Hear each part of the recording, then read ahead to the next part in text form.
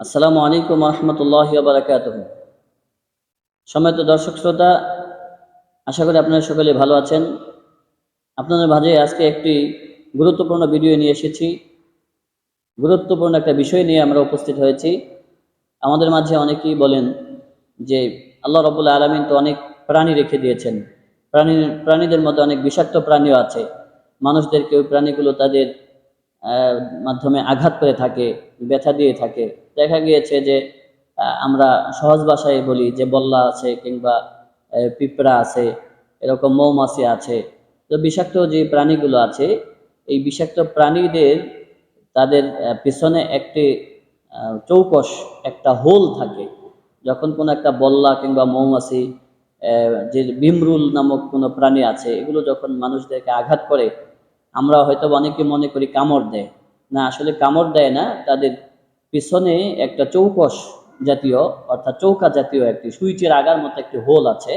বিষাক্ত এই হোলটি যখন মানুষের চামড়ার ভিতরে ঢুকিয়ে দেয়, তখন অনেক ব্যথা করে, অনেক অসুস্থতা বোধ করে। এ নিয়ে অনেকে ডাক্তারের কাছে যায়, ব্যথার ঔষধ খায়, অনেকেই বিভিন্ন টেনশনের মধ্যে থাকে।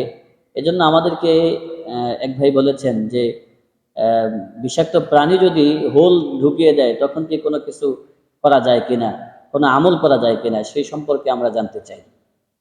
তখন আমি কিতাব রিসার্চ করলাম এবং এই বিষয়ে দেখলাম যে অবশ্যই আল্লাহ রাব্বুল আলামিন সকল কিছুর জন্য শেফা দান করেছেন পবিত্র কালামুল্লাহ শরীফে। ঠিক তেমনটাই মৌমাছি বলেন, বিমরুল বলেন, বল্লা বলেন, পিপিলিকা বলেন, যারা এই হোলগুলো ঢুকিয়ে দেয়, বিষগুলো ঢুকিয়ে দেয়, এই ব্যথা থেকে এবং এই ব্যথার অনিষ্ট থেকে, এই ব্যথার যে ব্যথা আছে, অনেক প্রচুর ব্যথা, এই ব্যথা থেকে বাঁচার জন্য কোন আমলটি করা যায়? যদি আমাদের ঈমান ঠিক থাকে, যদি আমাদের ইখলাস ঠিক থাকে, যদি আমাদের আমল ঠিক থাকে, আমাদের অন্তর যদি ঠিক থাকে, তাহলে আল্লাহ রাব্বুল আলামিনের পবিত্র কালামুল্লাহ শরীফের যে ভিডিওগুলো আছে, যে দোয়াগুলো আছে, এই দোয়াগুলো সঠিকভাবে পাঠ করলে অবশ্যই আমরা নিরাময় পাবো। সেখান থেকে আমি আপনাদের কাছে বলতে চাই, সহিহ বুখারী শরীফের মধ্যে 2276 নাম্বার একটি হাদিস এবং ইবনুল হানাফিয়া এর মুরসাল বর্ণনা, তাবারানি আল মুআজামুল আওসাত এই কিতাবের 6 খণ্ডের 415 নম্বর পৃষ্ঠার 5886 নম্বর হাদিসের কিতাবে লেখা আছে সহিহ হাদিস।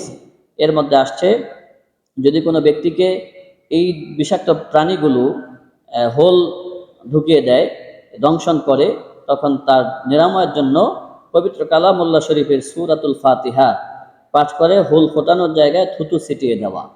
অর্থাৎ পবিত্র কালামুল্লাহ শরীফে একটি সূরা আছে, যে সূরার নাম উম্মুল কুরআন, যে সূরার নাম সূরাতুশ শিফা, যেই সূরাটি শিফা নিরাময় করে, রোগ নিরাময় করে, সেই সূরাটি হলো বিসমিল্লাহির রহমানির রহিম। আপনারা এই দোয়া পাঠ করার সময় প্রথমে আপনারা রাসূলুল্লাহ সাল্লাল্লাহু আলাইহি ওয়াসাল্লামের উপরে দরুদ শরীফ পাঠ করবেন 11 বার, সাল্লাল্লাহু আলাইহি ওয়াসাল্লাম, কিংবা আল্লাহুম্মা সাল্লি আলা সাইয়্যিদিনা মুহাম্মাদিন আন-নাবিয়্যিল উম্মি ওয়া আলিহি ওয়া সাল্লিম, কিংবা আল্লাহুম্মা সাল্লি আলা সাইয়্যিদিনা ওয়া নাবিয়্যিনা ওয়া শাফিঈনা ওয়া হাবিবানা মাওলানা মুহাম্মদ সাল্লাল্লাহু আলাইহি ওয়া আলা আলিহি ওয়া আসহাবিহি ওয়া বারাকা সাল্লাম। এই দরুদ শরীফ 11 বার পাঠ করে আপনারা ঠিক এইভাবে বলবেন, বিসমিল্লাহির রহমানির রহিম, আলহামদুলিল্লাহি রাব্বিল আলামিন, আর রহমানির রহিম, মালিকি ইয়াউমিদ্দিন, ইয়্যাকা না'বুদু ওয়া ইয়্যাকা নাস্তাঈন, ইহদিনাস সিরাতাল মুস্তাকিম, সিরাতাল লাযীনা আন'আমতা আলাইহিম, গায়রিল মাগদুবি আলাইহিম ওয়ালাদ-দাল্লিন।